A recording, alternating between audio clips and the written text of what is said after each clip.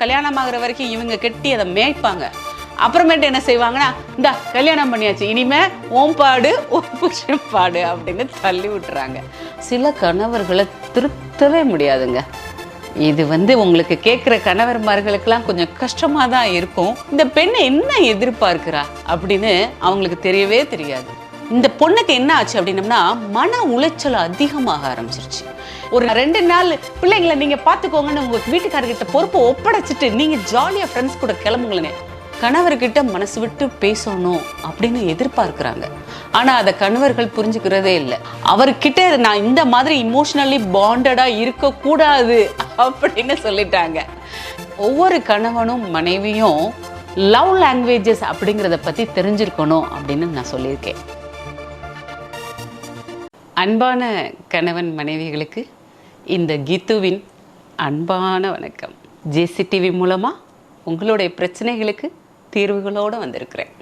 நீங்கள் என்ன பிரச்சனைனாலும் கமெண்ட் பாக்ஸில் போடலாம். அதற்கும் உரிய தீர்வுகளை நாங்கள் உங்களுக்கு கொடுத்துக்கொண்டே தான் இருப்போம். இன்றைக்கி என்ன அப்படின்னம்னா, நிறைய குடும்பங்களில் இருக்கக்கூடியதான். ஒரு மனைவி வந்திருந்தாங்க. என்ன பிரச்சனை அப்படின்னம்னா, மனைவியும் வேலை பார்க்குறாங்க, கணவரும் வேலை பார்க்குறாங்க, குழந்தைங்க 2 பேரும் ஸ்கூலில் படிக்கிறாங்க. இந்த மனைவி வீட்டு வேலையும் பார்த்து வெளியிலையும் போய் வேலை பார்த்துட்டு திரும்பவும் பார்த்தீங்கன்னா பிள்ளைங்களுக்கு பாடம் சொல்லி கொடுத்து நைட்டு எல்லா டிஃபனையும் வச்சு முடித்து பாத்திரத்தை கழுவி எல்லா வேலையும் பண்ணி வச்சுட்டு படுக்கிறதுக்கே என்ன செய்யுது, லேட் ஆகுது. இந்த கணவரோட பழக்கம் என்ன அப்படின்னம்னா, தினமும் சாயங்காலம் திரும்பவும் என்ன செஞ்சிருவார், ஃப்ரெண்ட்ஸை பார்க்கன்னு அப்படியே வெளியே போயிடுவார். வெளியே போய் ஊரெல்லாம் சுற்றிட்டு ராத்திரி 9:30 மணிக்கு தான் வராரு. இப்போ இந்த பெண் முதல்ல மாமியார் கூட இருந்தாங்க. அதுக்கப்புறம் அவங்க மாமியார், ஏம்மா நீ உன் புருஷனை நீயே கட்டி மெய் அப்படின்னு சொல்லிட்டு அவங்க எஸ்கேப் ஆயிட்டுறாங்க. இந்த பெரும்பாலான மாமியார்கள் என்ன செய்வாங்க அப்படின்னம்னா, மகனை சரியாக வளர்க்குறது இல்லை. கல்யாணம் ஆகுற வரைக்கும் இவங்க கெட்டி அதை மேய்ப்பாங்க.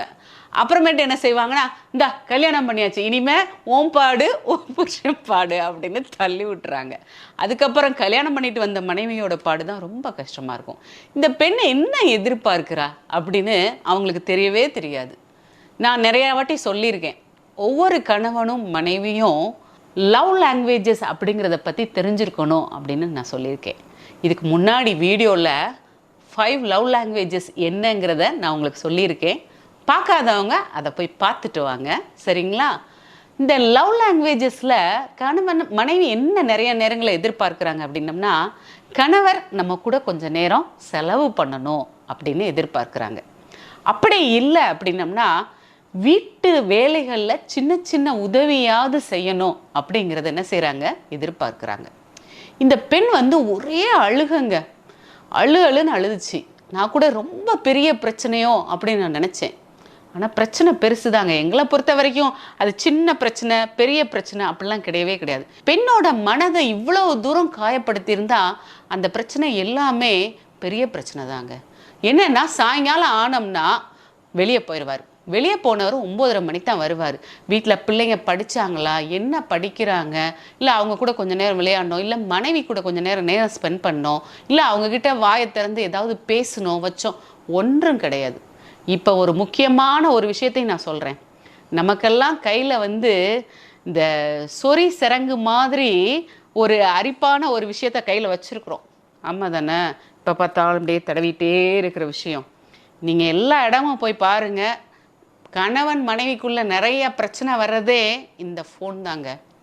இது ஒரு ஷார்ப்பான கத்தின்னு கூட சொல்லலாம். கத்தி நிறைய விஷயத்துக்கு பயன்படுது. அதே கத்தி மோசமான விஷயத்துக்கும் பயன்படுது. அதை நம்ம எப்படி பயன்படுத்துகிறோம் அப்படிங்கிறத பொறுத்து தான். அதே மாதிரி தாங்க இந்த செல்ஃபோனும்.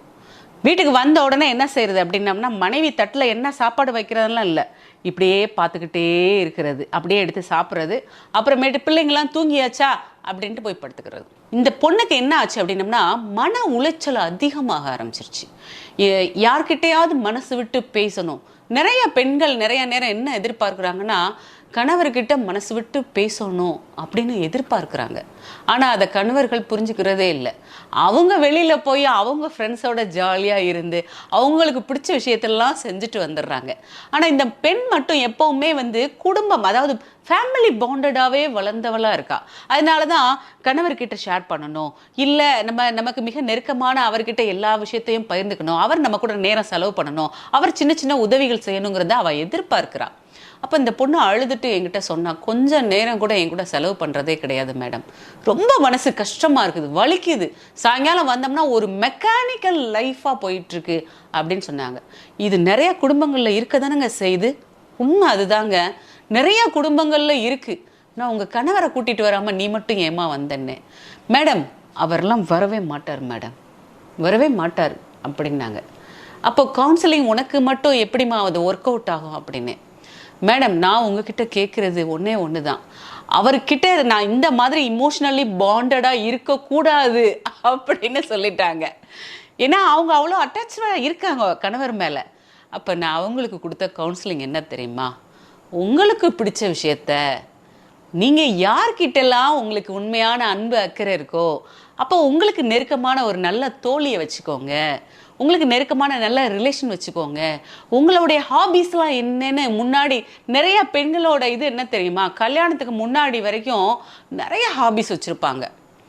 கல்யாணத்துக்கு அப்புறமேட்டு கேட்டோம்னா, எங்கே மேடம் அதுக்கெலாம் நேரமே கிடையாது மேடம், அதனால் விட்டாச்சு, எல்லாத்தையும் விட்டாச்சு அப்படிம்பாங்க. கல்யாணத்துக்கு முன்னாடி நிறைய ஃப்ரெண்ட்ஸ் வச்சுருப்பாங்க, கல்யாணத்துக்கு அப்புறம் அப்படியே ஒவ்வொன்றா கலந்துக்கிட்டே வரும்.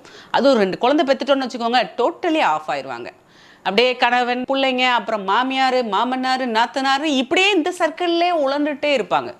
நான் என்ன சொல்கிறேன் அப்படின்னம்னா, உங்களுடைய பொழுதுபோக்குகளை மீட்டெடுங்க. உங்களுக்கு என்ன விஷயம்லாம் பிடிக்குமோ, நீங்கள் சம்பாதிக்க வேற செய்கிறீங்க, எக்கனாமிக்கலி இண்டிபெண்ட்டாக இருக்கீங்க, நீங்கள் 4 இடத்துக்கு தனியாக போக பழகுங்க, பிள்ளைங்களை கூட்டு போங்க, இல்லை ஃப்ரெண்ட்ஸோட போயிட்டு வாங்க.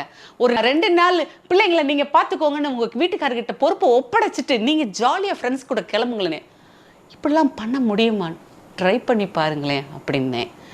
நிஜமாதான் மேடம் அப்படின்னு. உங்களுடைய பொழுதுபோக்குகளை மீட்டெடுங்க. அவங்களுக்கு வந்து பார்த்தீங்கன்னா மண்டல ஆர்ட்ன்னு இருக்கு. அந்த மண்டல ஆர்ட்னம்னா நிறையா நீங்கள் யூடியூப்பில் போய் பார்த்தீங்கன்னா தெரியும், ரொம்ப அழகாக ஆர்ட் பண்ணுறது. இந்த கோவிலெல்லாம் மேலே சீலிங்கில் போடுவாங்க மண்டல ஆர்ட்டுன்னு.